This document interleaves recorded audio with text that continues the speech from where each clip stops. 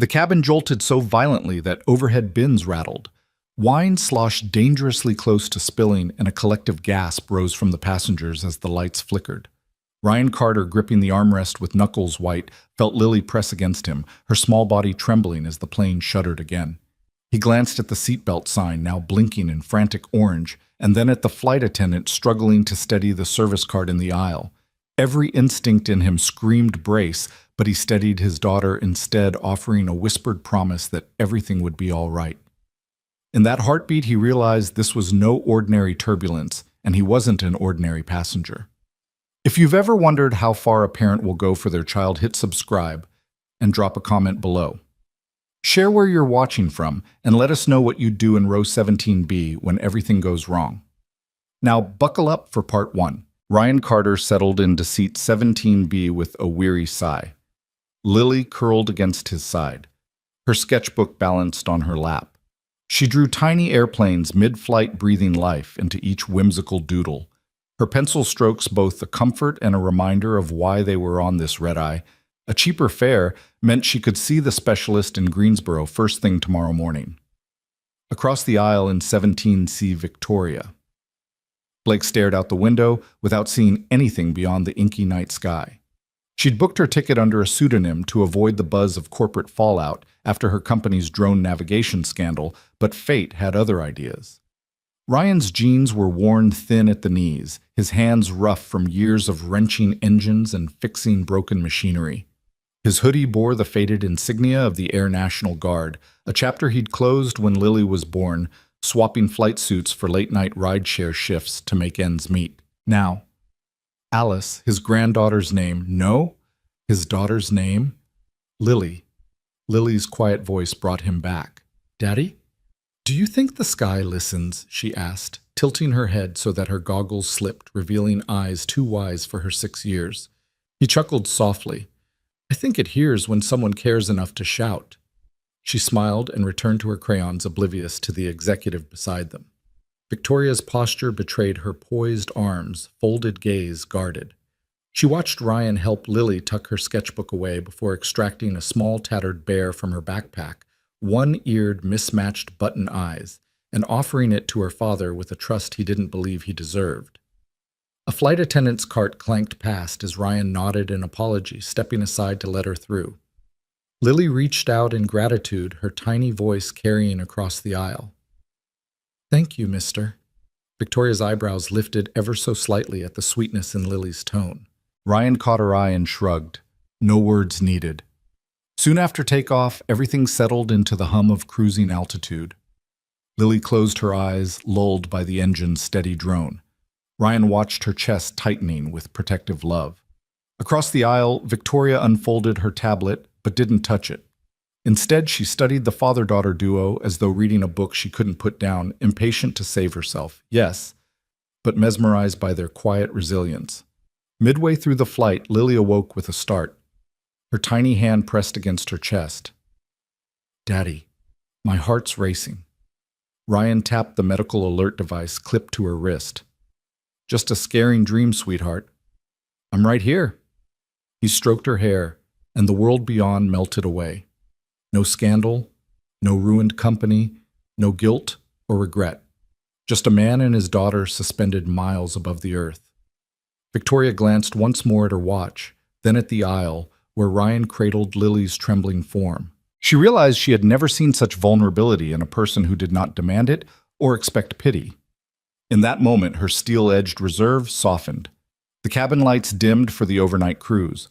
Ryan whispered a lullaby Lily had learned from her mother, a melody he feared he'd forgotten. Lily drifted back to sleep, her breath evening out. Victoria hinged slightly in her seat, curiosity overcoming her caution. She leaned in and offered a soft, "Good night, Lily," as if the child were her own niece. Ryan met her gaze with a nod of thanks that felt more profound than any apology. Minutes later, as the plane settled into darkness, Victoria tapped Ryan's shoulder. He turned surprised. She offered a faint smile and a single word, "Thanks." He blinked, but said nothing. The silence spoke volumes. Tonight, among a dozen rows of strangers, 2 lives intersected in row 17. Ryan, the single dad who'd left the sky behind, and Victoria, the CEO, running from her own failures. Neither knew how this journey would end, but both felt the faint stirrings of hope, born from an unexpected bond cradled between the hush of engines and the vulnerable heartbeat of a daughter who believed in the magic of flight. No one in 17B or 17C could guess that this was only the beginning of a story that would haunt headlines and redefine heroism at 30,000 feet, one turbulent night away from disaster. They would discover that sometimes the greatest rescues happen when you least expect them. Ryan Carter's knuckles went white against the armrest as the first clunk reverberated through the cabin, an ominous metallic echo that didn't match the steady thrum of the engines. The lights overhead flickered once, then again like a warning light on a dashboard about to go dark. He felt Lily's small hand clamp around his forearm, her fingers cold and trembling against his skin. Across the aisle, Victoria Blake stiffened in her seat, her tablet forgotten in her lap, her executive composure dissolving in the face of uncertainty. Around them, most passengers merely blinked at the minor disturbance, exchanging half-interested glances or stretching lazily as though they'd been jarred awake from a long nap. A woman in row 15 yawned and resumed reading her paperback. A teen in 19G tugged at his earbuds and sighed. To everyone else, it was just another bump in the night, a fleeting hiccup on the long journey from Denver to Greensboro. But for Ryan, the vibration was a gut punch of recognition. His years flying C-130s in the Guard had taught him that machines don't hiccup, they warn. He glanced down at Lily, nestled against him beneath the flickering light, her eyes wide and frightened in the half-dark. "Daddy?" she whispered, voice quavering. "What was that?" He swallowed, forcing calm into his voice. "Probably just the landing gear retracting a bit," he said, though he knew it didn't sound convincing. He pressed a reassuring kiss to her forehead and squeezed her hand. Nothing to worry about. But no sooner had he spoken than the cabin lurched again, a sharper jolt like the fuselage itself was protesting. Victoria's head shot up. Her eyes, sharp and alert, darted toward the flight attendant station. "What was that?" she asked, voice hushed but urgent. The attendant was crouched behind the service cart, writing cups and napkins, her crisp uniform a stark contrast to the chaos. He said it was just a minor mechanical issue, a passenger near Victoria mumbled, as if repeating a mantra to stave off panic. Ryan didn't trust mantras. He had been 32,000 feet over hostile territory when a single clunk meant the world was about to go very wrong. Every training scenario, every sleepless simulation came rushing back. He had a split second to decide: be a frightened dad, or be the man who had once steered transports through flak and fire. He chose neither panic nor passivity. He straightened in his seat, turning slightly so that Lily faced him in profile. Her eyes were wet with fear. "Lily?" He murmured, voice low and steady. "Look at me." She met his gaze, tiny pupils dilated in the dim. "I need you to listen closely. Everything's going to be okay, but I need you to stay still and keep breathing with me, all right?" A single nod. Then her small chest rose and fell in rhythm with his own. He drew in a controlled breath, 2 seconds and 4 seconds out, and she mirrored him. Together they breathed through the tremor, building a fragile calm in the eye of a mechanical storm. Victoria watched this father and daughter ritual with growing respect. She'd booked the flight to escape scrutiny, to hide in plain sight. Tonight she found herself exposed by circumstance, not choice. Her corporate shield offered no protection here. She glanced at Ryan's scarred temple, the mark of a life spent storming through crises, and felt a flicker of gratitude for his hidden strength. Then came the third clunk, louder, more insistent, a rolling beat that vibrated straight through the floor panels. Overhead bins rattled, an olive-skinned baby behind them bawled. The flight attendant barked, "Please return to your seats." Her calm facade trembled in her voice, and Ryan knew it was time to act. He stood careful to keep Lily close against his side, wrapping one arm around her while steadying himself against the seat back. Nearby heads swiveled, curiosity, annoyance, fear, when they recognized the lone man moving against the tide of passengers trying to remain seated. Victoria caught his eye again, and this time she spoke without words, an offer of unsolicited loyalty. He gave her a brief, weary nod, then turned toward the front. The cockpit door glowed with the occupied sign, a barrier between the unknown and the crisis at hand. A flight attendant tried to block his path. "Sir, please," I served, Ryan. said quietly, cutting off her protest with a single word heavy with implication. He didn't wait for her to react. He slipped past and reached the sturdy cockpit door, the source of every decision that would follow. He pressed his palm to the reinforced panel and spoke in a clear, commanding tone. Flight 729, this is Ryan Carter. I was instructed to come forward if we had mechanical issues. Cockpit entry, please. His military cadences tripped over the hush of chanting prayers in the cabin. Moments later, the door unlatched from within. Ryan stepped in. The cockpit was in semi-darkness, displays flickering on half power. The captain's head lolled forward, mouth slack against the mic, while the first officer sat rigidly unmoving. Ryan's breath caught at the tableau. No smoke, no fire, but an unmistakable pall of emergency. Drawing deep on instincts he'd thought long buried, he knelt beside the slumped captain. Captain Rodriguez. His voice was steady, urgent. The captain's eyes fluttered clarity, returning for a blink. An issue, he rasped. Power. Hydraulics. Both The console hiccuped and went dark, sensor sputtering. Ryan rose, moving like someone half-trained in flight dynamics and half-miracle. He smashed a palm onto the backup battery switch. Panels blinked on. Gauges danced. A swirl of data returned altitude, airspeed, fuel pressure. All dying. He felt his heart rate spike, matching Lily's earlier tremor, but he kept outward calm. He faced Sandra Martinez, the nearest flight attendant, who had followed him in. Lock this door, he ordered. She slid the latch eyes wide. I need you to secure the cabin seatbelts tightened, nothing loose. Her nod was immediate. Yes, sir. Right away. Ryan pivoted back to the controls, his gaze flicking between shutdown warnings and the artificial horizon. He tapped the comm switch. Greensboro approach flight 729. We've lost one engine, no response on the other. Co-pilot and captain incapacitated. Request vectors. Request permission to override autopilot. Silence. Upstairs, the flight attendant at the service station called back over the loudspeaker, Flight 729 to ATC, please advise. Ryan cursed under his breath. Protocol was drowning in bureaucracy. Victory vanished in the hush of static. Ryan remembered that Lily was counting on him, that Victoria, the stranger whose hands had stayed folded in her lap, was watching him redefine heroism. He remembered why he'd loved flying, the responsibility, the calm amid chaos, the fragile trust between a pilot and everyone in the cabin. He took a breath and keyed the mic again.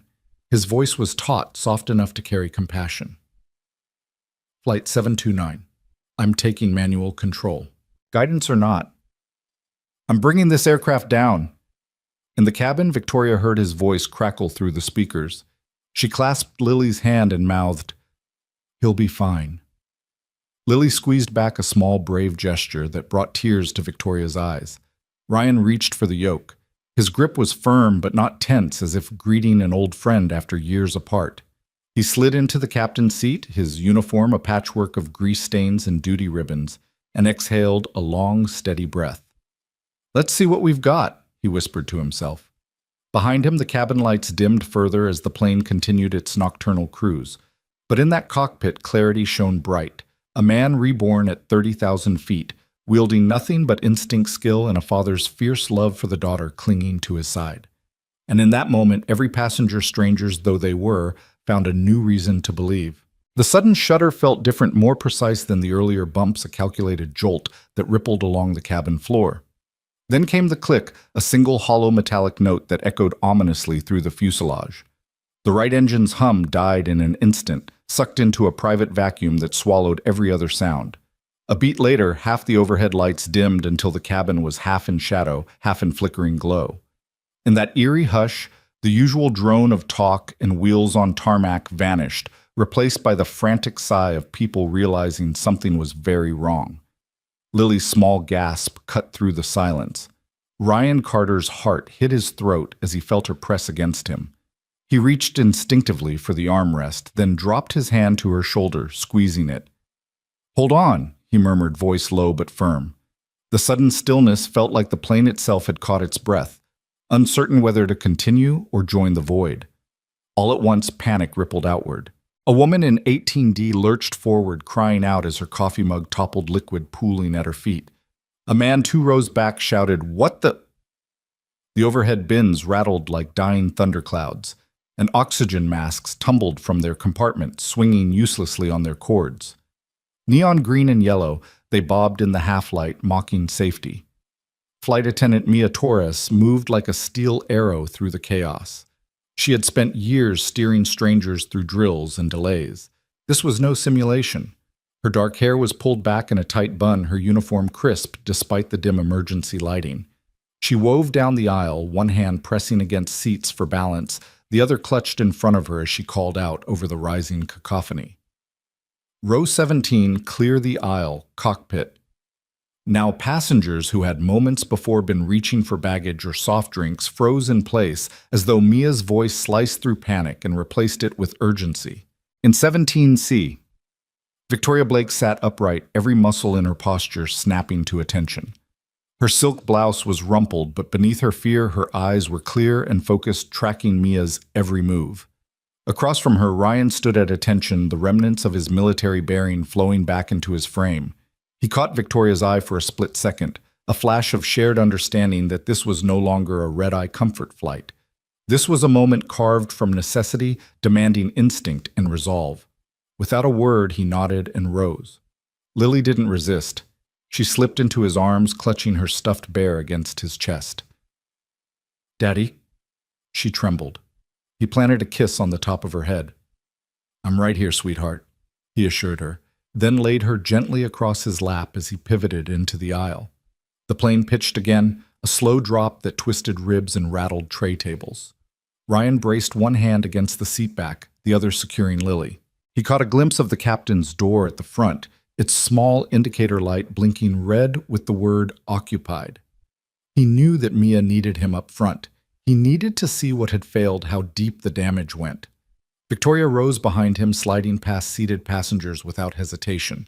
Her tablet clattered to the floor, forgotten, as she placed a steadying hand on Ryan's shoulder.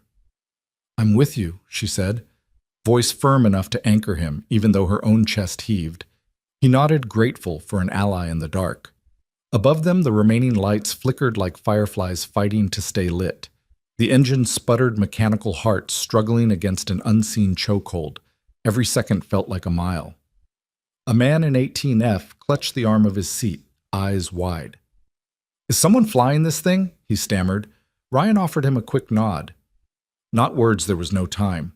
His mind raced through checklists and procedures ingrained from years in the air. He recalled the drills: engine out forced, glide manual control priority. 1, keep the nose level, conserve airspeed, find the runway. Mia reached them now, her face pale but determined. "You two up front," she commanded. Her gaze was pure focus, a lifeline tethered to the cockpit. Every second counts. Ryan stood straighter, lifting Lily so that Victoria could carry her the rest of the way. Lily's tiny arms clung to her father's neck.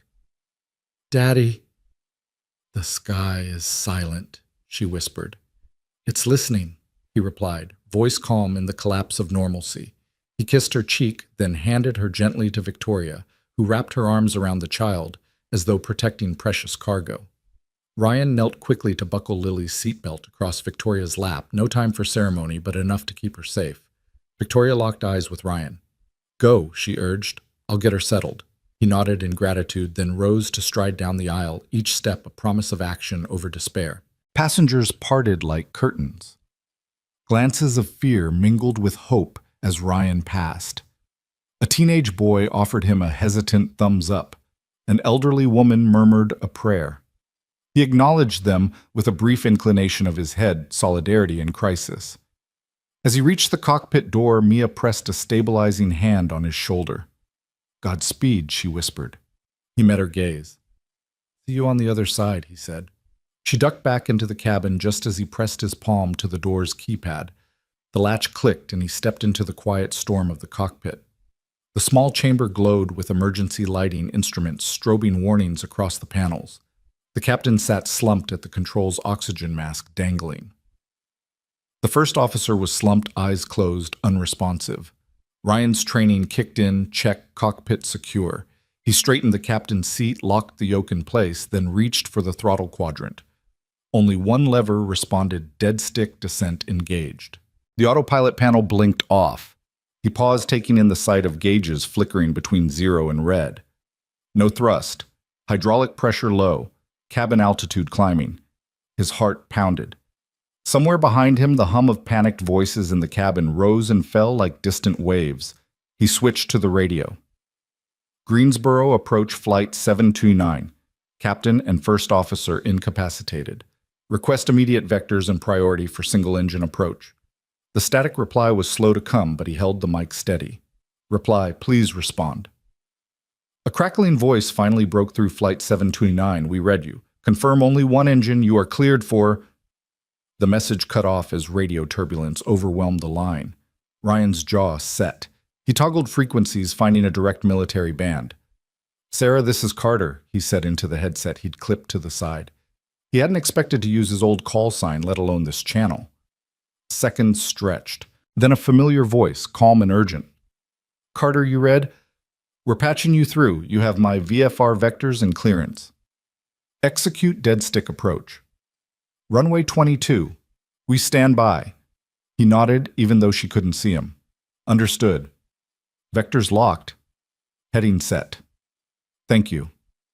He clicked off the mic heart, settling into mission mode. He flicked switches, rerouted auxiliary power to critical systems, then swept his gaze across the cockpit. The windshield revealed only darkness pierced by distant city lights far below. Lightning from the earlier storm had cleared, but the tension in the air remained. Ryan took one last breath, finding center. He pressed his palms to the yoke muscles, coiling for action. Let's do this. He whispered more to himself than to any listening instrument. Behind him, the cockpit door slid open as Mia returned, ready to coordinate cabin procedures for the emergency descent. She handed him a checklist verbally. Secure loose items. Call for final cabin brace. Report seating counts. He absorbed her words, nodding as he activated cabin chime. Brace positions now. A muffled chorus of moving bodies, belts clicking in the dark.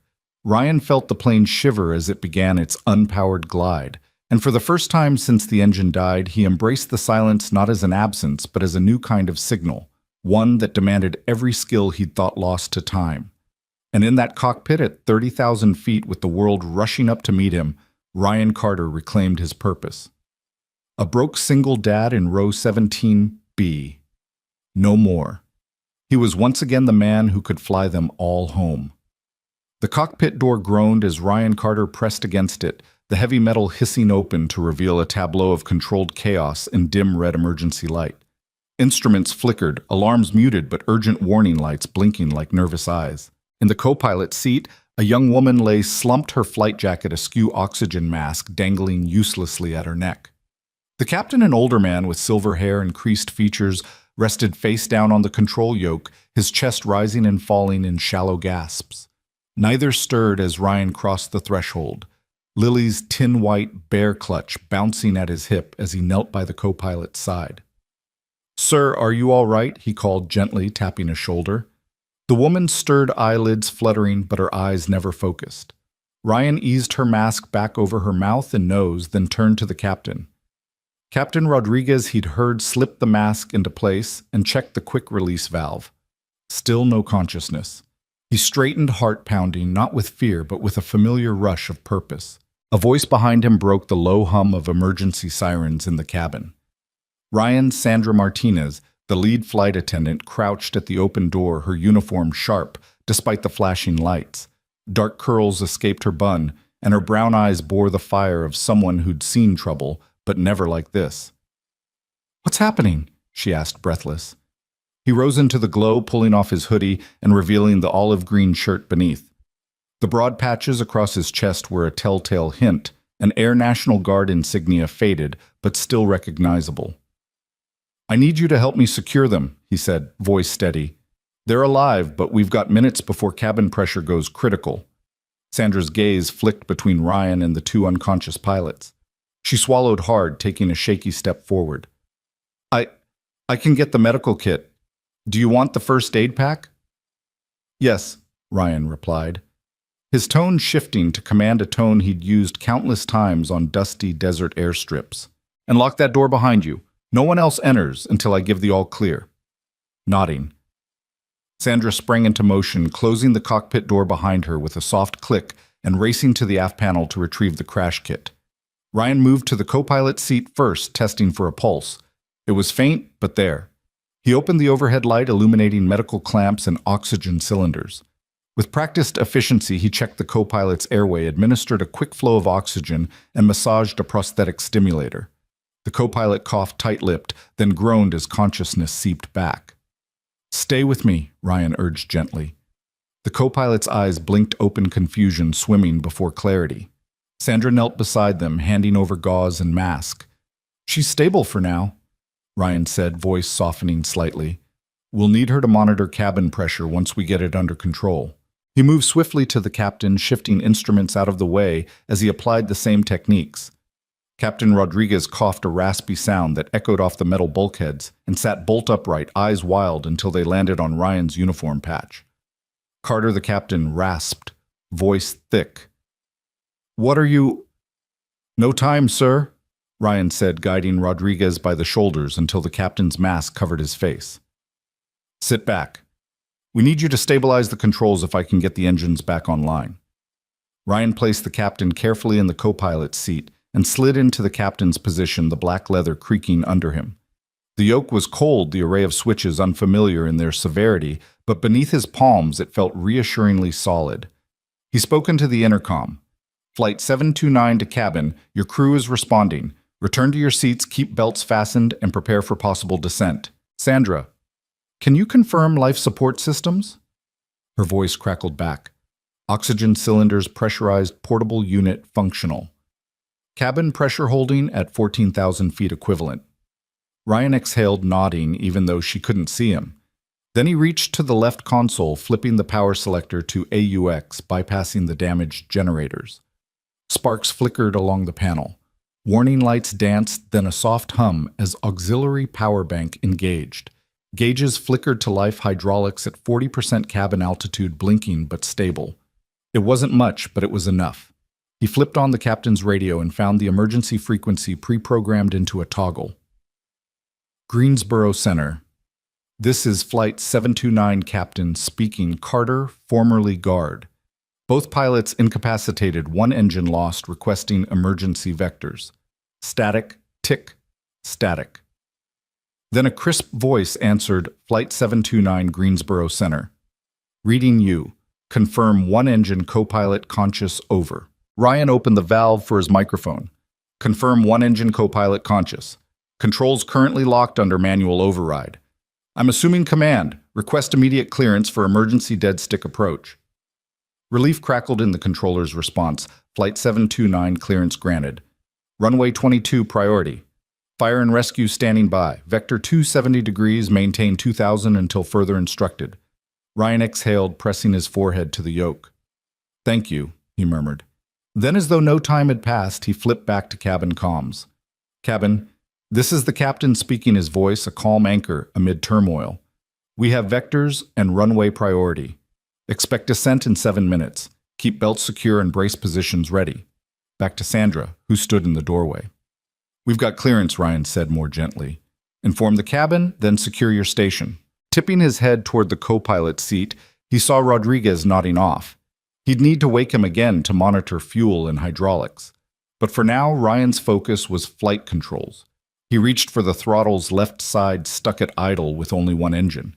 He guided them gently to maximum permissible power on the right, feeling the airframe groan in acknowledgement.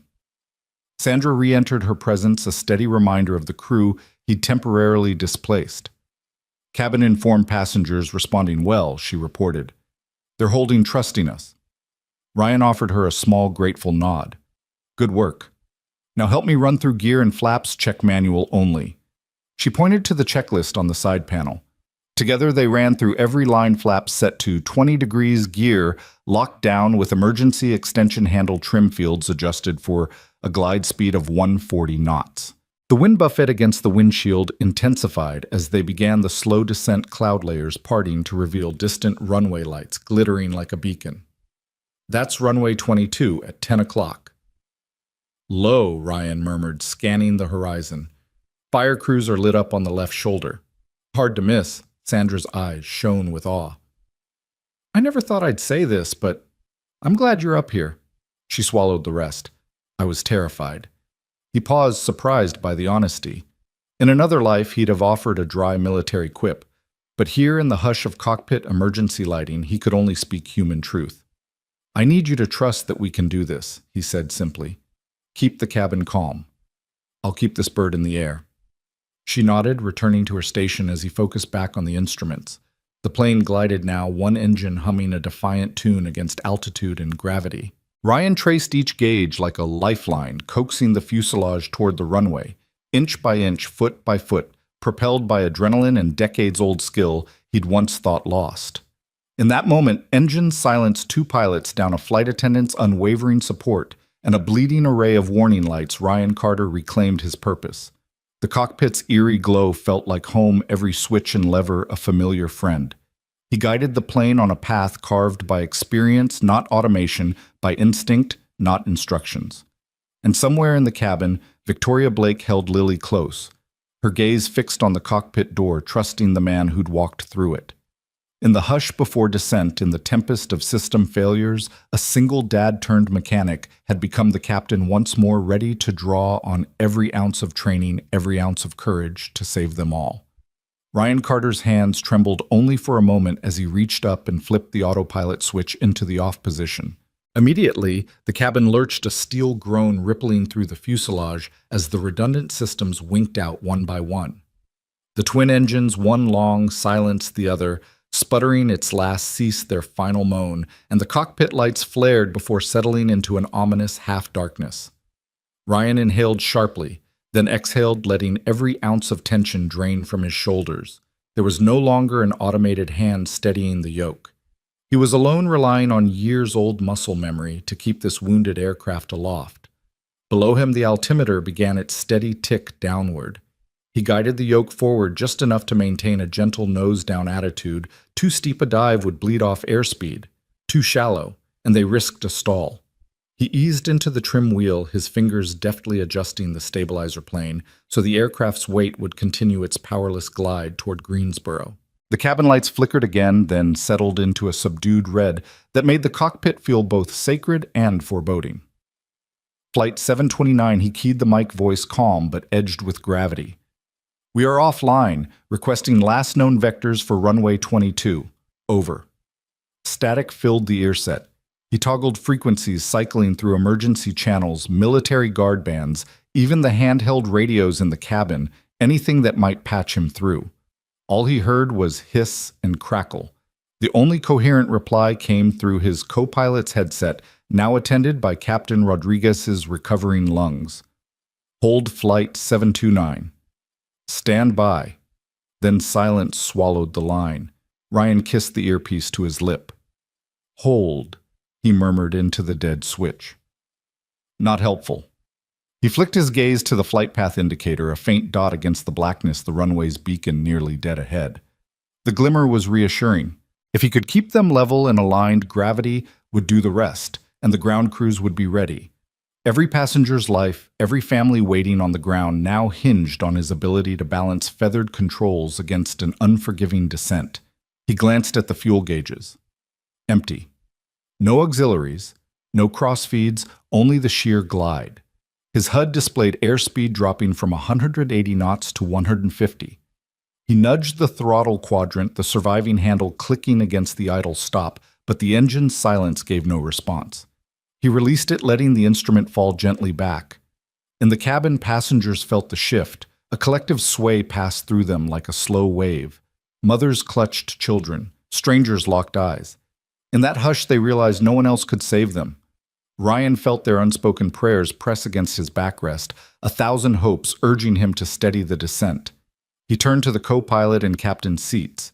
Captain Rodriguez, pale but conscious, was scanning the same instruments with a milder panic. Ryan offered a curt nod. Gear and flaps at 20, he said, voice matter of fact. There were no checklists, no bullet points, just direct commands bridging his instinct and their fading hydraulics. Rodriguez reached to the flap lever, easing it to the 20-degree detent. Sandra Martinez, the flight attendant turned assistant, entered with a medical kit in hand before retreating to secure the cockpit door. Her presence brought a small comfort. She'd anchored the cabin under his direction. Now she stood ready to tend wherever he pointed. The shallow rumble of wind engulfed the cockpit as they pierced cloud layers. Ryan watched the vertical speed indicator minus 2,500 feet per minute. He needed to bleed altitude without sacrificing forward momentum. He adjusted trim once more, bump by bump, until the yoke felt like an extension of his forearms, responding instantaneously to minute shifts in weight. He breathed in time with his granddaughter's emergency heart monitor in the cabin 2 beats in 4 beats out. That rhythm steadied his nerves. Each exhale expelled doubt. Each inhale refilled purpose. He reached for the center console and pressed the cabin intercom. Cabin crew prepare for dead stick approach. Brace positions now. He heard movement. Seatbelts snapped, carts latched. Prayers muttered. A soft hush fell, punctuated only by the wind's desperate howl outside. His gaze returned to the runway lights, now a golden ribbon winding through the darkness below. The distance closed swiftly, 20 miles out, 1510. He referenced the clock-mounted altimeter, 12,000 feet. 7 minutes left. He recalled a desert airstrip in Kandahar, a night under fire where he'd guided a wounded C-130 to touchdown with only an instrument horizon flickering. The memory's adrenaline surged steel in his veins. He hadn't flown in a decade, but the cockpit's metal cradle reignited something ancient, the promise he made to protect no matter the cost. Greensboro Center. He radioed, voice sharpened. Flight 729 on final. Altitude 10,000 descending. Do you copy? We need confirmation of emergency clearance. This time, a crisp reply. Flight 729, you are clear. No other traffic in your approach path. Emergency crews alerted. Priority landing authorized. Attention eased in his chest at that crucial word clearance. Not permission, but certainty. There would be runway fire trucks, paramedics. For once he wasn't alone in this descent. He banked the yoke slightly to starboard, aligning the glide slope with a runway marker that pulsed in the distance. The landing light, unused but intact, flickered on overhead, casting bone-white beams into the night. He toggled it, verifying its arc swept the asphalt below, tracing the precise path he'd memorize in the next minutes. Rodriguez, now alert and steady, reached out. You having trouble with carb heat? He asked. Voice stronger. Idle, Ryan said, cutting to the chase. No power to distribution. Keep an eye on N1 gauge for windmill rotation. If we get spin, maybe we eke out a restart. Rodriguez nodded, glancing at the engine gauge, a slow climb from 0 to a puttering 20%. They both held their breaths, but the engine didn't bite. Ryan shook his head. We glide it, he decided, eyes forward. Below the runway lights swelled into a continuous band, 30 seconds to touchdown. Ryan reached to the propeller control developed in his old guard aircraft, where feathering preserved lift and prevented drag. One propeller blade threw itself parallel to the airflow, sacrificing thrust for glide quality. He repeated on the right. Now no rotating blades to slow them, a clean fuselage cutting through the air. He eased the flare, gently pulling back on the yoke as the runway threshold came rushing up. His feet hovered over the rudder pedals, ready to correct yaw. He felt the landing gear respond with a soft thunk they'd locked down under emergency gravity extension.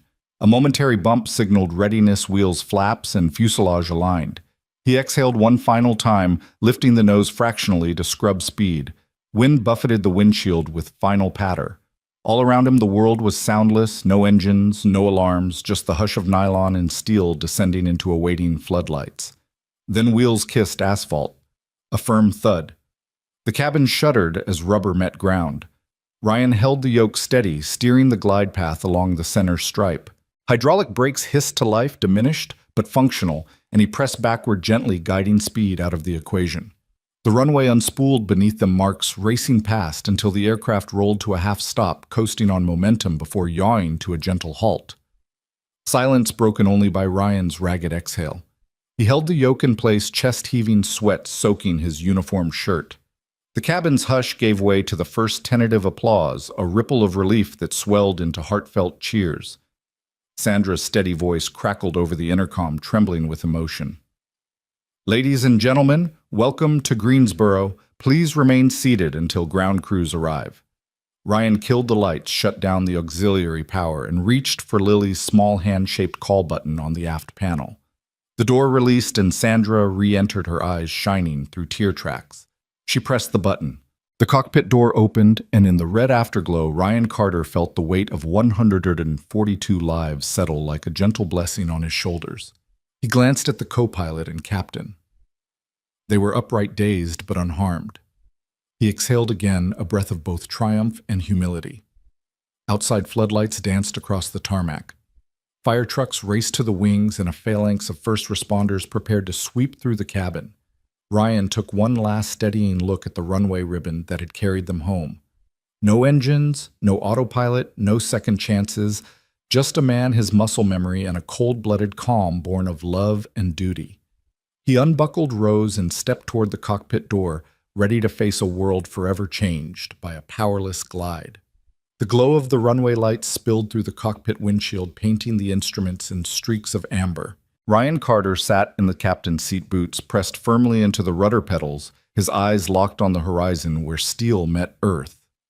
For a moment, he allowed himself a silent thrill. Surviving a dead stick glide was one thing, but being cleared to land was another.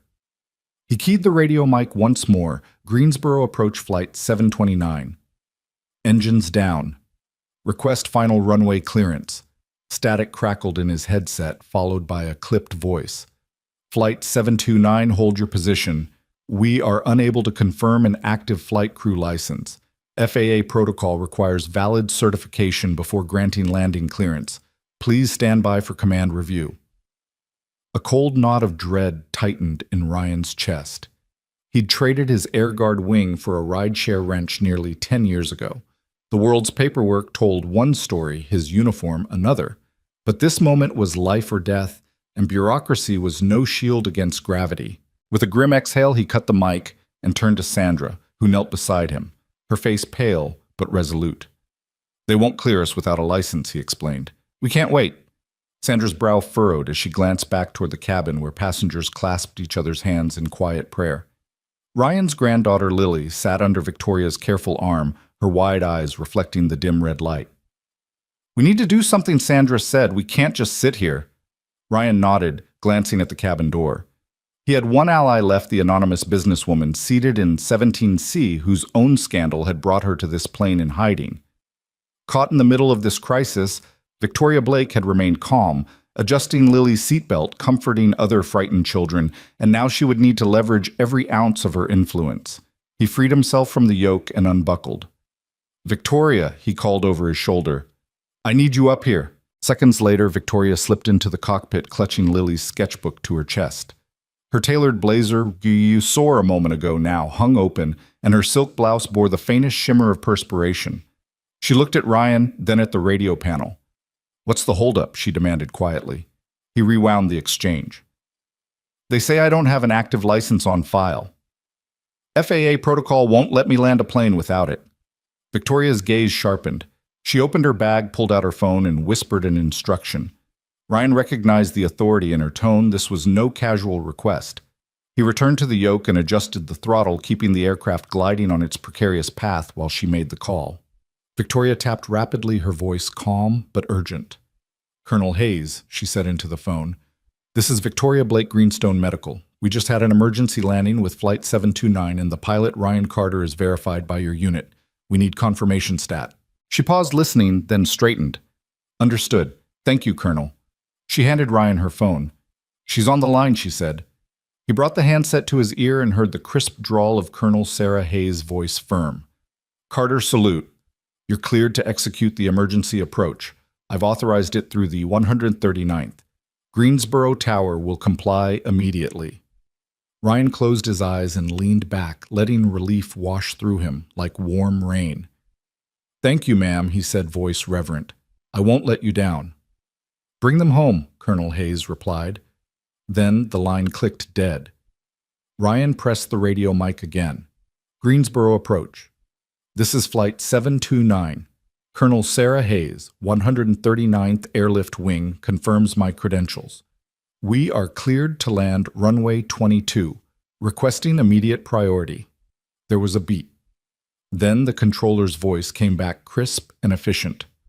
Flight 729, you are cleared. All other traffic is holding.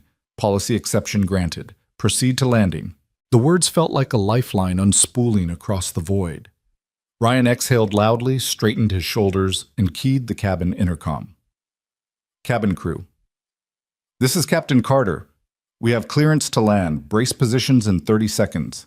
Thank you for your patience. He turned to the co-pilot seat where Captain Rodriguez had recovered enough to grasp his arm. Sir, stand by for final flare. The captain nodded, eyes bright with gratitude. Back in first class, Victoria closed her eyes for the first time since takeoff. She let the tension drain, then opened them with renewed resolve. She felt Lily's tiny hand slip into hers and squeeze gently. We're almost there, she whispered. Ryan guided the glide path more precisely now, banking slightly to align with the runway's edge lights. The plane's metal frame creaked with the strain, but held together just as they would, he assured himself. As the runway lights blazed beneath them, he prepared for the final sequence flare touchdown brakes. The runway was a promise in the dark, but the moments leading to it were lived in stark clarity. Here we go, he murmured, pulling gently back on the yoke. The nose rose fractionally, the airframe kissed by the wind as the wheels met the tarmac. A firm thud, the entire fuselage jolting through to the cabin floor. Ryan held the yoke steady, guiding the plane down the center line, the runway unspooling like a golden thread. Brake handles engaged. Spoilers burst open, shearing off lift. The plane decelerated, the deafening roar of tires on the runway, replaced by a soft hiss of hydraulic systems re-engaging. When the aircraft rolled to a complete stop, Ryan killed the auxiliary power and sat in the sudden hush sweat glistening on his brow. He pressed a hand to his chest where his heart thudded a triumphant rhythm. Over the intercom, Sandra's voice came trembling but triumphant. Ladies and gentlemen, welcome to Greensboro. Please remain seated while ground crews board. Ryan exhaled the weight of every second lifting from his shoulders. He unbuckled and stood hands spread on the yoke as though saying goodbye to an old friend. Beside him, Captain Rodriguez placed a hand on his shoulder. Thank you, the captain said, voice thick. I owe you my life. Ryan shook his head. We all did our part. He turned to the cabin door and cracked it open. Outside, floodlights raced toward the plane, fire trucks and ambulances forming an arch of red and blue. He glanced at Victoria in the first row, their eyes locking in a moment of wordless understanding. Then he walked back into the cabin where every passenger was already on their feet, faces alight with awe and gratitude. He reached Lily's seat where Victoria knelt beside her. All done, sweetheart, he said softly. Lily's blue goggles reflected tears of joy as she threw herself into his arms. Ryan lifted her into a hug, and the cabin erupted into spontaneous applause and ovation, not for a hero in uniform, but for a man who reclaimed the sky when it mattered most. As Ryan stepped down the aisle, Sandra appeared at his side. Not a bad day's work, she said, smiling through tears. He tipped his head. Couldn't have done it without you. At the rear of the plane, Victoria caught up to him, still holding Lily. She pressed a hand to his forearm. Thank you, she whispered, her corporate veneer gone, replaced by genuine warmth. For everything. He shook his head and crouched to Lily's level. Come on, Bug. Let's go home. And so they did, one licensed pilot, one corporate executive, and one brave little girl stepping off a powerless plane onto solid ground bound by an unspoken promise that in the thousands of feet between earth and sky, the human spirit can still write its own clearance to land. Ryan Carter's voice crackled through the cabin speakers, clear, calm, and laced with conviction. Ladies and gentlemen, this is Captain Carter. I need you all to trust gravity. And trust me. His words hung in the air, a lifeline cast across 142 frightened souls suspended between sky and ground. For a heartbeat, there was silence as the intercom clicked off, the only sound the soft whoosh of conditioned air and the faint hum of stressed hydraulics. Then something remarkable happened. Strangers reached out as though drawn by an invisible tether. An elderly woman in row 12 gripped the hand of the man next to her, his plaid shirt a comforting counterpoint to her frayed cardigan. His other hand flew instinctively to the armrest where a teenage boy in 19G earbuds dangling uselessly pressed play on his phone, then paused the music and looked up, eyes flicking from the aisle to the worried faces around him and back to the cabin lights above. A mother in 15C held her toddler close. The child's small face buried into her neck, tiny fingers digging into her blouse. She whispered something soft. No one could hear the words, but the toddler's trembling eased a faint sigh, replacing muffled sobs. Victoria Blake sat rigid in 17C until Carter's message touched her. Her silk blouse was damp with sweat, but her posture softened. She slipped Lily from her lap and cradled her tightly brushing strands of hair from the little girl's pale forehead. Lily's goggles reflected the panoply of emotion swirling around them, yet she clung to Victoria's shoulder without fear because her father was in the cockpit flying them home. In the aft cabin, Maria Gonzalez, a flight attendant from row 23, paused mid-aisle, hand pressed against an overhead panel for balance. She locked eyes with a passenger across the way, a businessman whose tailored suit had seemed out of place just minutes ago. Their gazes held for a moment, a silent communion of survivor's hope, before he slipped his hand into hers, squeezing firmly. "I think I like him," he muttered softly, nodding to the front. Maria smiled without humor, a deep expression of something fierce and genuine. "He'll get us down," she said. "He has to." Nearby, a college student backpack slung over his seat looked at his classmates, dozens of eyes meeting his. He flicked off his earbuds and folded them carefully into his pocket. "No music," he announced, voice steadier than he felt. "Just breathing, okay?" Heads nodded. Faces turned forward, unified by a father's plea rather than a stranger's calm assurance. Even the typically reserved first-class passengers who'd spend much of the flight in silent solitude shared hesitant smiles.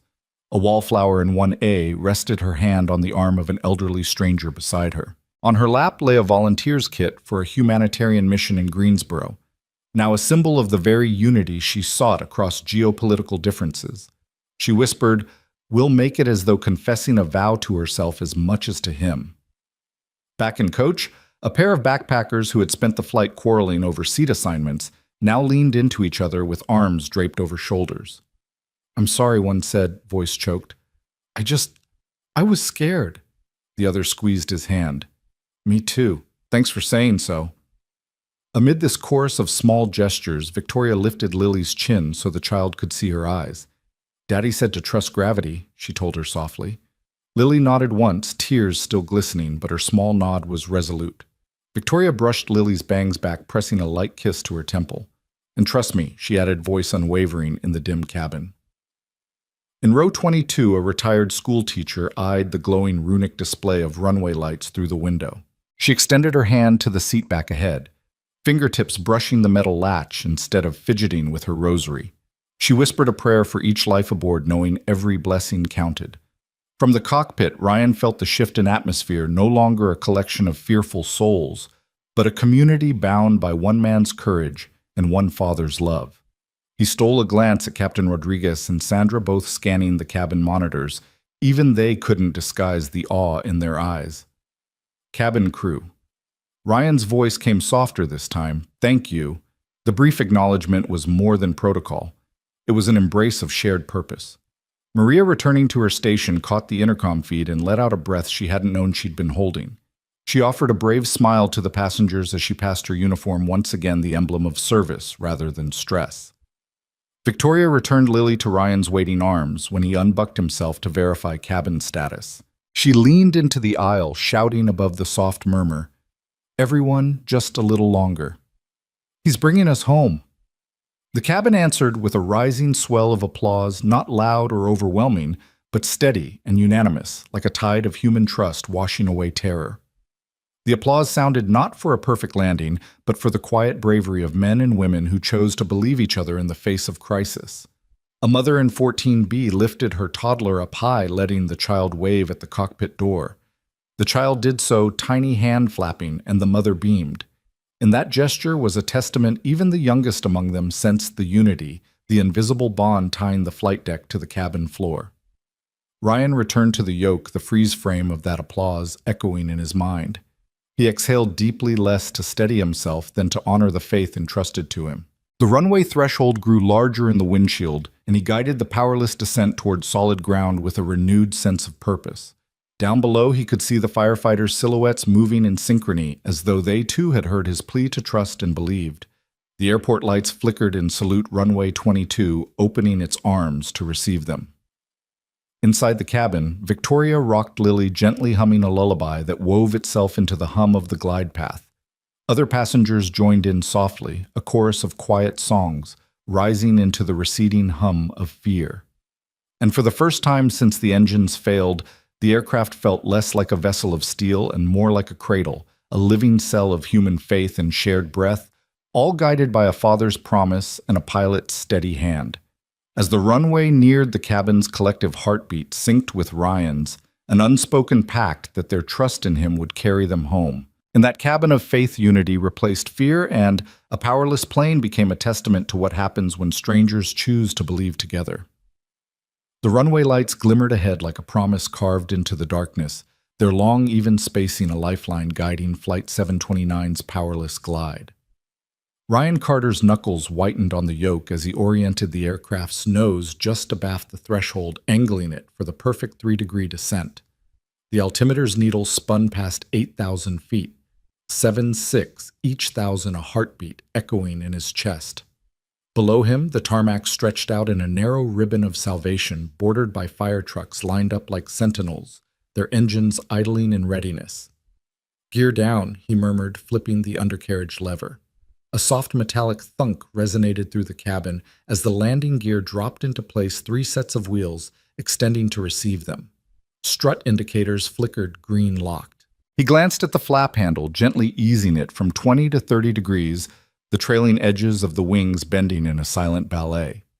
Flaps 30, he confirmed, eyes sweeping to the trim wheel where a single-notch adjustment centered the controls. There was no time for hesitation. Every gauge and dial held a story. The VSI vertical speed indicator still showed minus 2,000 feet per minute. The airspeed hovered at 125 knots within landing parameters for an unpowered approach. He let the yoke lighten, trusting the aircraft's wing design to generate enough lift for the descent. A soft vibration hummed through the control column as the slip turned to a steady wing-level approach. Captain Rodriguez, resituated in the co-pilot seat, peered over Ryan's shoulder. "We're stable," he said. Voice hushed but anchored in relief. "No surprises yet." Ryan nodded, lips pursed. "Too many surprises yesterday." He pressed a thumb to the intercom switch. "Cabin. This is Captain Carter Brace. Positions for touchdown. I'll see you on the ground." His words were measured. He spoke not to scare, but to prepare. He toggled back to landing lights, the flood lamps igniting with a brief flicker before bathing the cockpit in harsh white. He inhaled through his nose, filling his lungs with a steely resolve. Beside him, the radio crackled. "Flight 729, you are clear. Wind calm. Runway is yours," Roger, Ryan said, switching frequencies off. The world outside condensed to runway 22, a single line to be honored. He leaned forward, scanning the runway's roundel markers, each one growing in size, inching upward through the windshield. Then came the distance markers, 3,000 feet, 2,015 each, passing under the nose with hypnotic precision. He thought of Lily curled in the arms of Victoria Blake, in 17C wheels of trust turning in her small chest. Her goggles had come off to reveal wide, trusting eyes, the same eyes that had guided him through desert storms and midnight maneuvers long ago. He hadn't flown a C-130 in a decade, but the muscle memory remained a ghost in his limbs, whispering commands in his marrow. 200 feet, Rodriguez called, voice low. Ryan's fingers danced on the trim wheel, one click starboard, then port, keeping his glide slope aligned. The flare zone was imminent. Only a fraction of a degree separated a perfect touchdown from a high-speed bounce or a stall.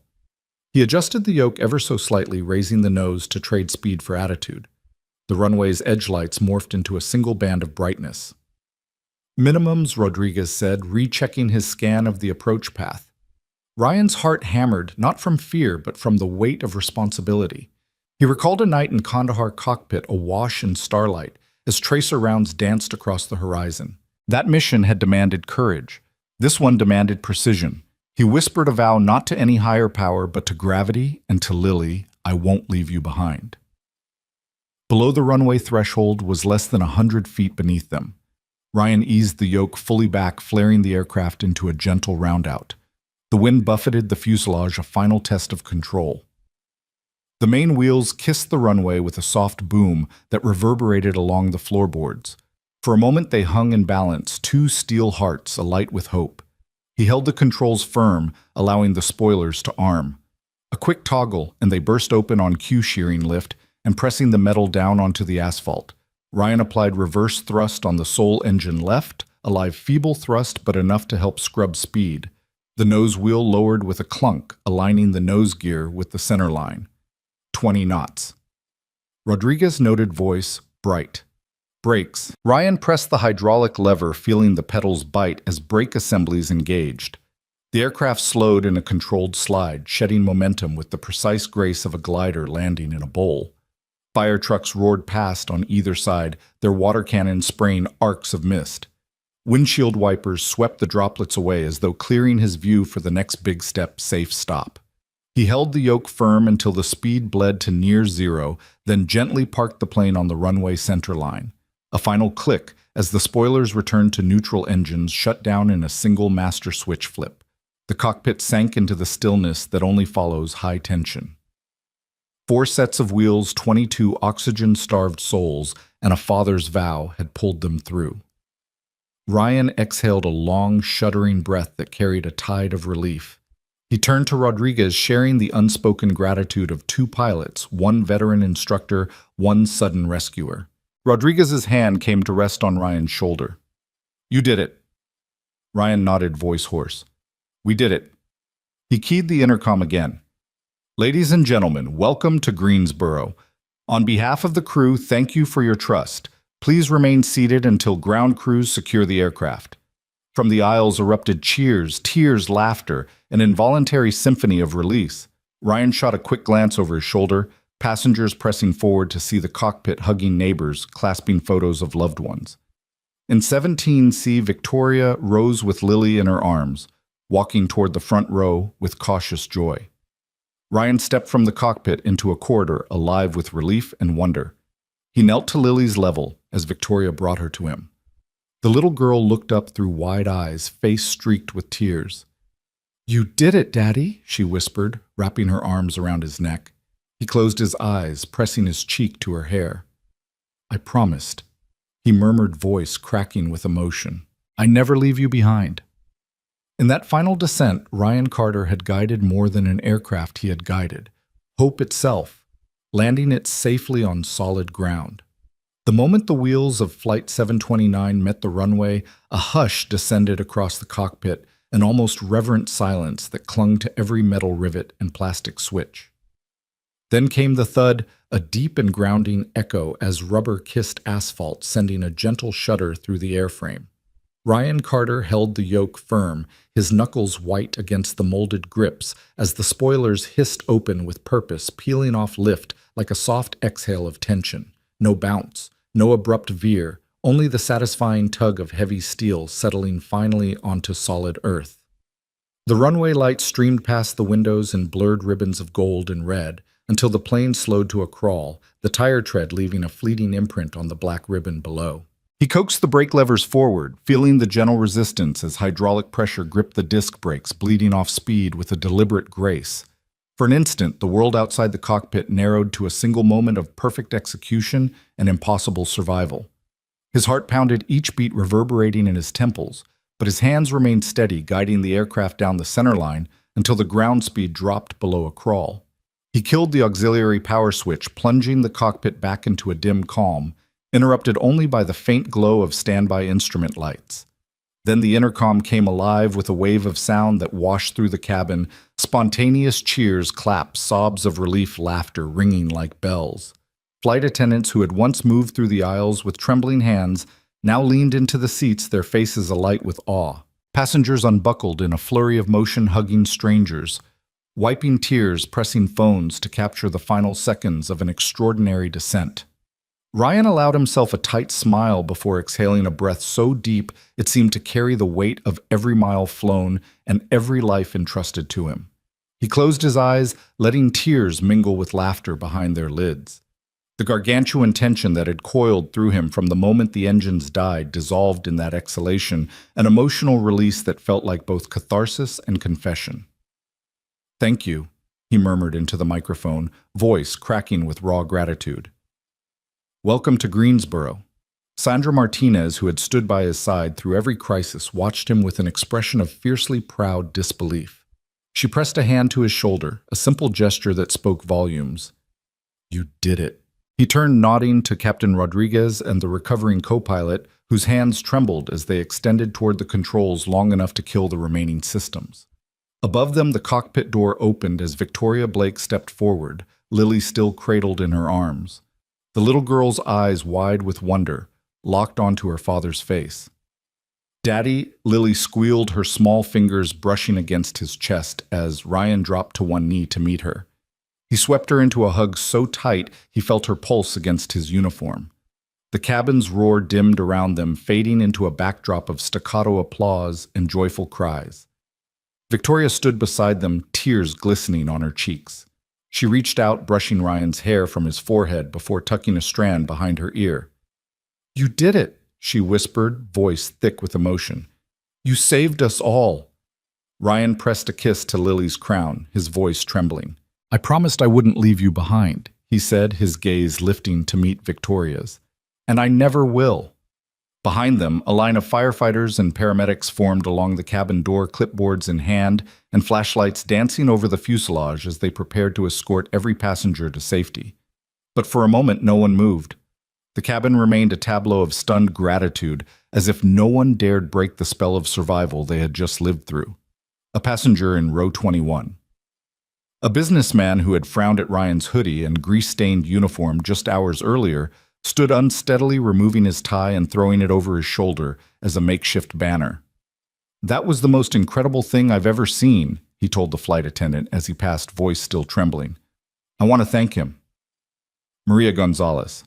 The young flight attendant who had anchored the cabin with her calm efficiency nodded and pointed toward the cockpit stairs.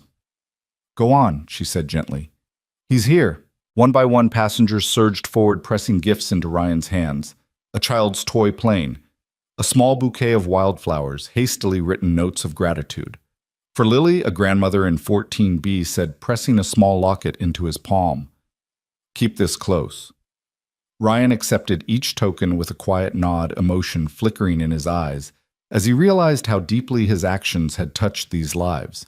He placed each gift on the instrument panel, an altar of gratitude blooming amidst the flickering gauges. Lily handed him a crumpled drawing she had made during the descent. A bright yellow sun over a plane with hearts for windows, the words "My Daddy Saves Planes" scrawled beneath in crayon. He unfolded it carefully, his throat catching as he read her childlike script. "That's my favorite landing gear," he teased her softly, brushing a tear from her cheek. Lily giggled, her small arms looping around his neck once again. Victoria stepped closer, pressing her hand on his shoulder. "We should probably get off," she said, but her voice lacked urgency. This moment was sacred, and no one yet wanted to leave it.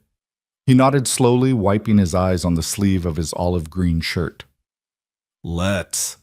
Ryan stood Lily bobbing on his hip and faced the cabin one last time. The cheering swelled again, forming a wave of unfiltered joy. He raised a hand in salute, not as a pilot commanding respect, but as a father reclaiming his place in the world. As he descended the small cockpit stairs, he felt the plane's heartbeat pulse beneath his feet, an echo of the pilots and crew whose combined efforts had staved off disaster. He met Victoria in the aisle, and together they walked toward the cabin door, stepping into the floodlighted tarmac. Behind them, Flight 729's engines remained silent, yet the echo of its miracle landing would roar forever in the memories of those who lived it. Outside, a cool breeze carried the scent of rain and fresh asphalt. Firefighters saluted, paramedics offered water and blankets, and airport officials burst into applause as Ryan and Lily emerged into the night. Cameras flashed, capturing the image of a man in a faded uniform, tears glistening on his cheeks as he carried his daughter toward safety. Ryan lifted Lily's hand to his lips, planting a kiss on the top of her small palm. "Mission accomplished," he whispered, his voice steady at last. In that reverent stillness, wheels grounded, spoilers stilled, hearts alight. The miracle of a powerless landing became the testament of one man's grit, one child's faith, and an entire cabin's courage. And as the cheers carried into the night sky, Ryan Carter realized that the true measure of a hero was not in uniforms or licenses, but in the promise kept when the world leaned on you to deliver every life safely home. The cabin door thudded open under the floodlights of Greensboro's emergency vehicles, and a wave of cool night air swept through the aisles. Firefighters in bright yellow coats and paramedics in reflective vests swarmed the plane's entrance stretchers at the ready, their radios crackling with simultaneous demands for medical aid and crowd control. But by the time the first boots hit the steps, the real miracle had already occurred inside, etched on every trembling face and glistening eye. Passengers stepped into the aisle one by one, not as frightened travelers, but as survivors reborn. A young mother helped her toddler down the steps, the child's small hand clenched around hers as the mother's voice shook with gratitude. "Thank you, thank you." An elderly man in a worn tweed jacket leaned on his cane, tears streaming down his cheeks as he whispered into the darkness. I never doubted him for a second. A teenager once lost in music clutched his phone with both hands, silent, now his gaze lifting skyward in awe rather than listening to earbuds. Ryan Carter stood at the bottom of the stairwell. Lily clutched to his chest, her tiny legs wrapped around his waist. His uniform olive green shirt, engine grease smudged at the elbows, was speckled with sweat and tears, but he looked no less majestic for it. Each passenger who passed paused for a moment at the threshold, offering a broken nod or a wordless thank you before collecting themselves and moving on. In that brief exchange, Ryan recognized something he hadn't felt in years, genuine, unguarded respect. Among the throng, Victoria Blake emerged from the cabin, her designer suit replaced by a simple cashmere sweater she'd grabbed in haste. She held Lily's sketchbook, a keepsake of crayon hearts and smiling airplanes, close to her chest. Reporters and camera crews clustered near the ramp, their lenses drilling into the night, hungry for the next sensational headline. But Victoria stepped deliberately to the front, planting herself between the cameras and Ryan like a shield. A reporter thrust a microphone at Ryan's shoulder. "Captain Carter, can you describe what happened back there? The FAA wants an official statement." Victoria's voice rang out, cutting through the clamor. "No statement," she declared firmly. "This man regains his privacy and his peace of mind. If you want to tell stories, write about the bravery of every passenger who trusted him." The cameras flickered, momentarily silenced by the force of her conviction. Ryan's chest tightened at her defense. He saw in her eyes a fierce protectiveness, a woman who would no longer allow her daughter's hero, nor the pilot she had come to care for, to be commodified. He offered Victoria a grateful nod, then bent to brush a kiss across Lily's warm forehead. The child's eyes shone with unspent wonder as she whimpered, "Did we land safely?" "Daddy?" Lily's voice carried to the paramedics waiting below. One of them stepped forward, concern etched across her face. "Little girl, do you need medical attention?" she asked gently, reaching a hand toward Lily's forehead to check for fever. Victoria straightened her posture, unwavering. "We're fine," she said softly. "Just a bit shaken, but we're okay." The paramedic nodded and stepped back into formation, realizing this family's strength was evident in Lily's calm trust. Behind Ryan, Captain Rodriguez and the first officer watched as passengers disembarked, offering a silent salute to the man whose grit had carried them safely to ground. Rodriguez approached Ryan, respect plain in his eyes. "I've flown dangerous missions," he said quietly, "but nothing demands more precision than a dead stick approach." Ryan shrugged, humility mingling with exhaustion. "This time it wasn't about precision," he said, voice low. "It was about the promise I made to Lily." He turned, brushing Lily's curls from her forehead as she tucked her chin into his neck. "And I always keep my promises." At the bottom of the ramp, reporters shouted questions. Cameras zoomed in on the glossy sheen of sweat on his brow, and scribbles of notepads begged for headlines.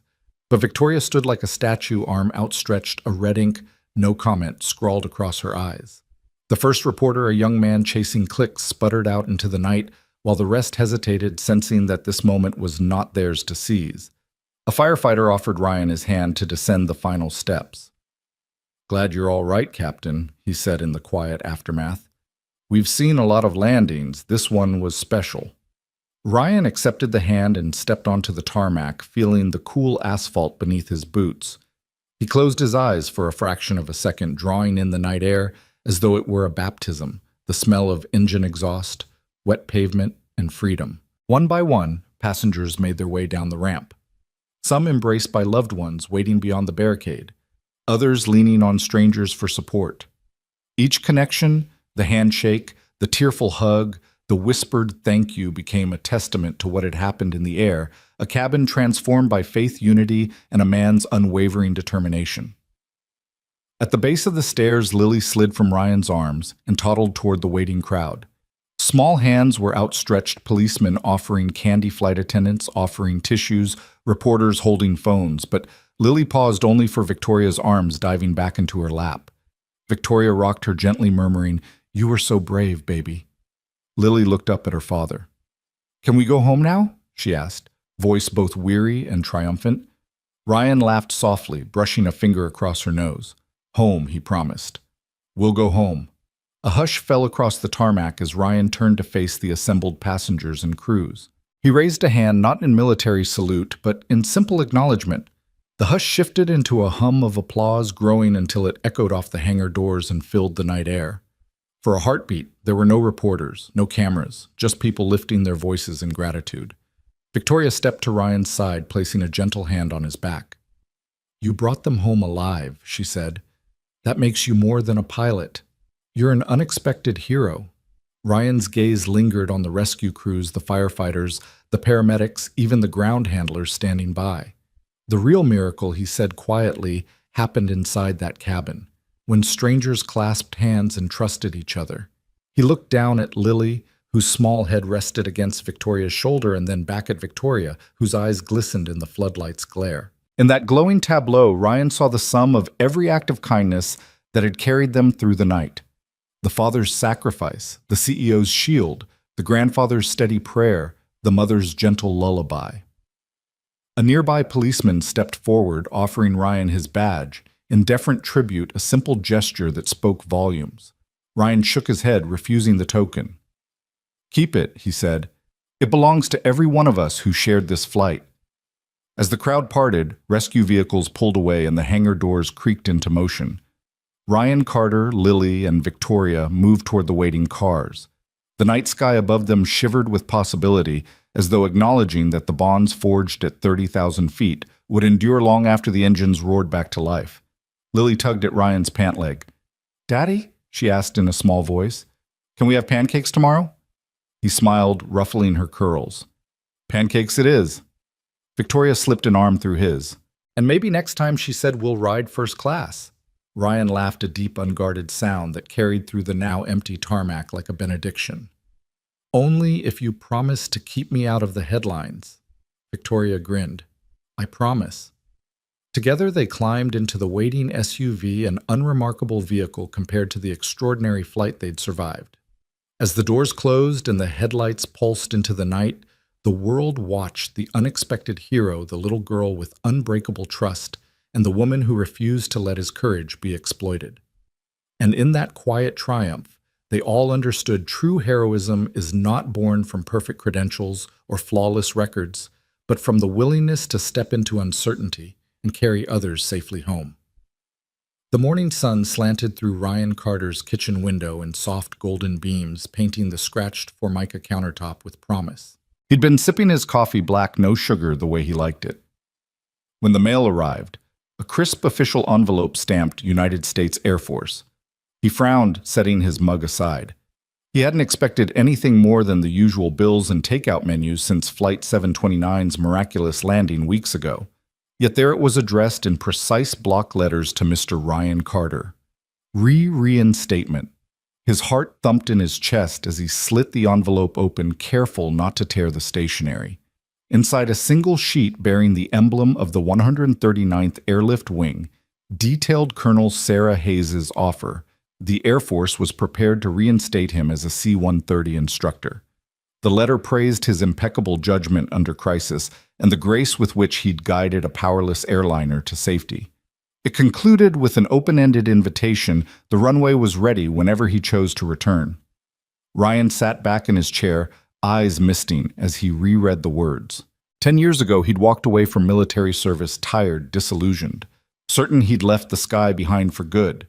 He'd traded flight suits for grease-stained coveralls, teaching himself to fix cars rather than pilots, focusing on keeping his daughter Lily grounded rather than airborne. Yet here it was a second chance written in ink and ceremony, reminding him that the sky still held his name. He thought of Lily humming a melody in her room down the hall, a tune she'd made up after listening to the engines die. Her laughter had buoyed him through that powerless descent, and her quiet faith in him had lifted him above every doubt. Now he would need to tell her that the world expected him back in the cockpit. He folded the letter carefully and tucked it into his jacket pocket, rising to pour himself another cup of coffee he wouldn't drink until he spoke with his daughter. Across town, Victoria Blake surveyed the brightly lit conference room at Hearthaven Community Center, where rows of tiny workbenches had been set up for tonight's launch of the Lily Flight Lab. Model airplane kits lay unassembled on each bench. Balsa wood wings, rubber band motors, simple tools engraved with the program's name in Victoria's sleek corporate font. Volunteers in green aprons moved briskly, adjusting overhead string lights and festive banners that fluttered like wingtips in the summer breeze. Victoria took a deep breath, smoothing the front of her blouse, as she prepared to address the gathered family's underprivileged kids from every corner of the neighborhood, accompanied by parents, guardians, and teachers.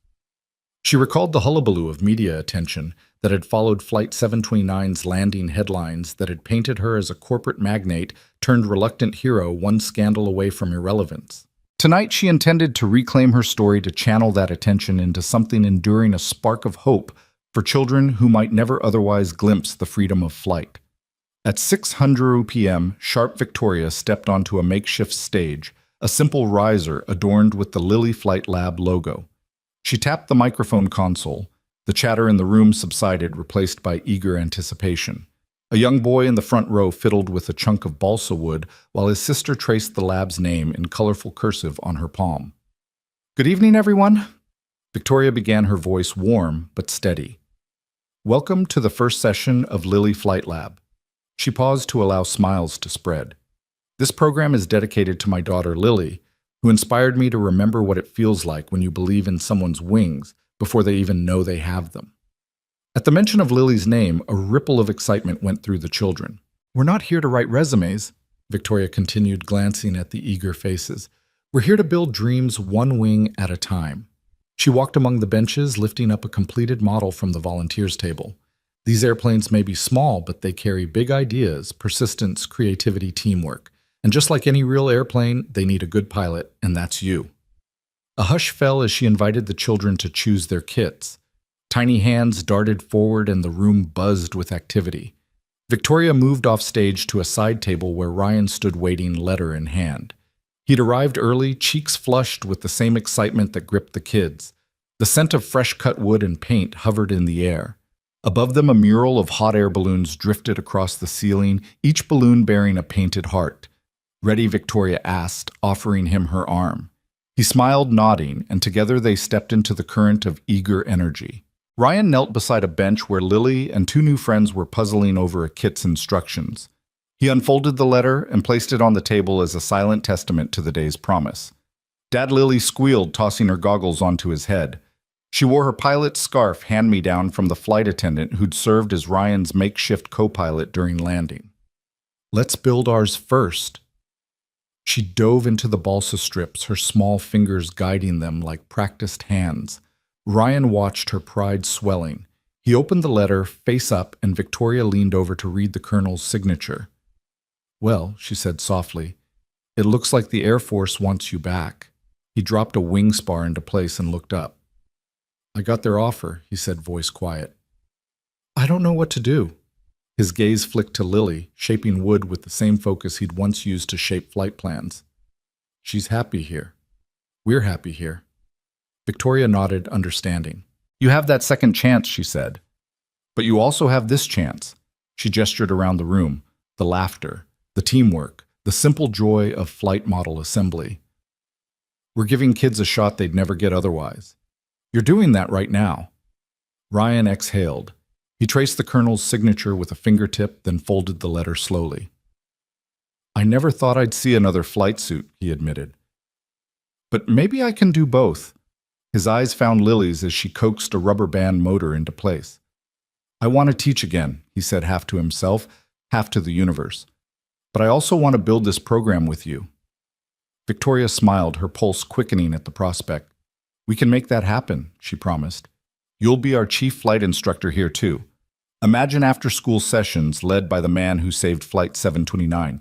She winked, and a few parents overheard exchanging glances of eager approval. Lily looked up at the two of them, crayon hearts gleaming in her notebook beside the letter. Can I learn to fly real planes, Daddy? She asked, hope shining in her eyes. Ryan reached for her hand, brushing his thumb over hers. In time, Bug. In time. Over the next hour, families teamed up to craft tiny fuselages and wings, guided by Ryan's steady encouragement and Victoria's organizational flair. He showed them how to test the rubber band motor's tension, how to balance the wing's center of gravity, and how with a gentle flick the model plane could soar across the high beams. Victoria circulated, offering high fives and applause, for each maiden flight her laughter a bright chord in the symphony of sawdust and excitement. As the session wound down, Ryan and Victoria stood back to back amid a constellation of completed airplanes perched along the windowsill. Each model was a story, a child's first attempt at aerodynamics, a parent's patient guidance, a volunteer's steady hand. Together they had built more than planes, they had built a community. Victoria rested her hand on Ryan's shoulder. Second chances, she said softly. Sometimes they come in a letter. Sometimes they come in the hands of children. Ryan nodded, his gaze lingering on the planes glinting in the late afternoon light. I never believed I'd get to do both again, he said. Flying and teaching. And now, you've built a runway for me right here.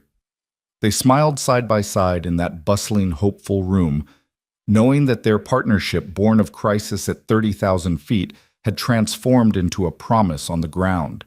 A promise that every child could learn to build wings and every pilot could find a home where second chances were always ready for takeoff. The spring air held a gentle warmth tinged with the promise of fresh beginnings as a gathering formed beneath the broad canopy of a newly built hangar-shaped pavilion at Hearthaven's back lawn. A banner stretched between two poles, its bronze letters glinting in the morning sun, Lily Flight Lab. Beneath it, a polished bronze plaque had just been unveiled, its inscription radiating quiet gravitas, built on courage. Powered by connection. Ryan Carter stood to the left, crisp in his return-to-service flight suit, edges of insignia, freshly pressed sleeves adorned not just with rank, but with the quiet confidence of a man who had rediscovered his purpose. To his right, Victoria Blake wore a tailored blazer in soft spring green, her smile reflecting both the grace of leadership reclaimed and the warmth of a heart healed by shared mission. For over a year, what had begun as a small workshop with 6 model kits had blossomed into a full-fledged engineering and flight education center serving hundreds of underprivileged children each month. The pavilion behind them rang with laughter and the hum of conversations as volunteers in matching smocks guided tiny hands in constructing paper and balsa airplanes, calibrating rubber band motors, and testing gliders beneath the wide eaves. Everywhere the spirit of Flight 729's miracle landing fluttered in the air, carried on the wings of possibility. As the last drape fell from the plaque, Victoria reached forward, brushing a hand across its gleam. Every letter in this plaque, she said, voice rich with emotion, is a testament to what can happen when faith meets courage and when a community chooses to lift each other skyward. She stepped back, allowing Ryan to speak. He inhaled deeply, glancing down at Lily, now nearly 7, perched on a podium step beside him. Lily wore her flight goggles pushed up into her curls, her wide eyes scanning the smiling faces of children, parents, and neighbors gathered to celebrate. In her hand, she held a paper glider bright white with her name written in bold letters, and she stood ready to release it into the warm breeze. Ryan's voice rang out over the quiet murmur. When I first sat in that disabled cockpit, he began cupping his hand around the microphone. I was a man who thought he'd left his past behind, an ex-Air Guard instructor turned mechanic, certain that Earth was the only home I'd ever know. But one flight changed everything. A powerless glide brought me to the realization that some missions don't end at touchdown, they begin there.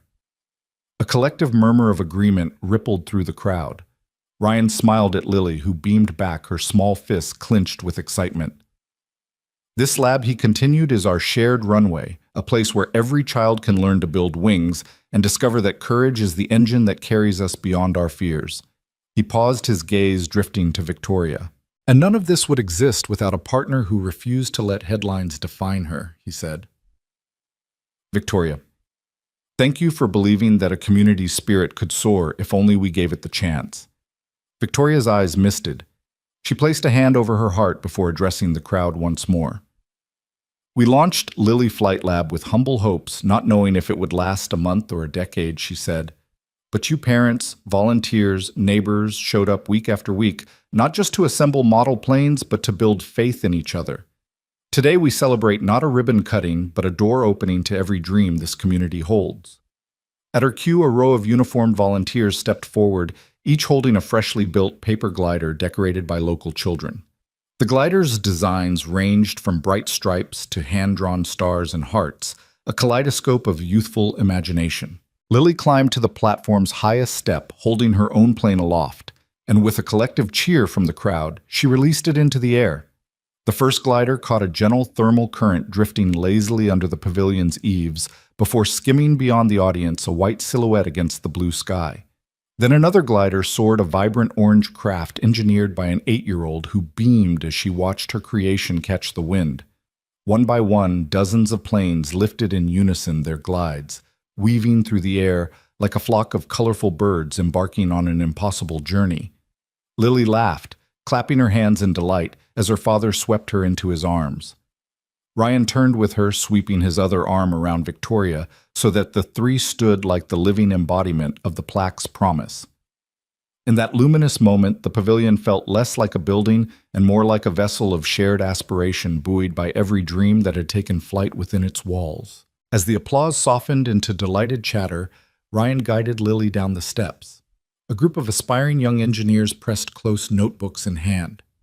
Captain Carter, one girl called, "How do you make sure the wings don't break?" Ryan knelt beside her, brushing a stray curl from her forehead. "Balance," he explained gently. "Distribute the weight evenly and make sure your rubber band motor isn't too tight. Then trust the glide." He winked and the girl rushed back to her bench pencils, dancing across the page as she sketched design notes. Nearby, Victoria greeted parents whose children had found new hopes here, an 11-year-old with learning differences now proud to show off a meticulously built glider. A teen who had never imagined a college scholarship now chatting excitedly about aerodynamics. A single mother who'd come merely to volunteer and had discovered a renewed sense of purpose. Victoria found herself beside Marisol, a volunteer teacher. "Look at what's happening," Marisol whispered, gesturing at the swirling gliders. "It's like they're not just flying through air, they're flying through doubt, fear, everything that held them down." Victoria nodded, tears pooling in her eyes. "And they'll carry that with them," she replied, "long after the planes land." As the sun dipped lower, painting the horizon in brushstrokes of rose and gold, Ryan and Victoria walked to the pavilion's edge. Behind them, the center's new community garden thrived with spring blooms, another testament to growth born of compassion. Children chased gliders in the grass, their laughter echoing against the evening sky. Ryan tilted his head toward Victoria. "You think he's ready?" he asked, indicating Lily, who now hopped alongside her friends. Victoria smiled, tugging gently on Lily's hand. "He's always been ready," she said. "He just needed a reason." He glanced at the plaque one last time, built on courage, powered by connection. He exhaled, a quiet laugh escaping. "We did that," he said, voice thick with emotion. Victoria leaned her head on his shoulder. "No," she countered. "They did. Every child, every volunteer, every parent. We just opened the door." They stood together, two figures bound by extraordinary circumstances, watching the next generation of flyers claim the sky as their own. Beyond the pavilion, a single plane cruised overhead, an ordinary commuter flight engines humming, unaware of the lives it contrasted with. Yet for Ryan and Victoria, that distant roar was less a sound of routine travel and more a reminder of every heartbeat that had carried them here. When Lily ran back, brandishing yet another glider adorned with rainbow stripes, Ryan ruffled her hair. "You did it, kiddo," he said. Lily laughed, tossing the plane skyward. "We did it, Daddy." Victoria joined them, arms linking as the glider arced high into the twilight. In its graceful flight, they all saw their reflection, a community lifted on wings of courage and connection, bound for horizons they'd only just begun to explore. And in that moment, beneath the warm glow of the setting sun and the ever-watchful eyes of the bronze plaque, Ryan Carter and Victoria Blake knew they had not only landed a plane and saved a cabin, but had charted a new course for every spirit yet to soar. The future was theirs to build one wing at a time.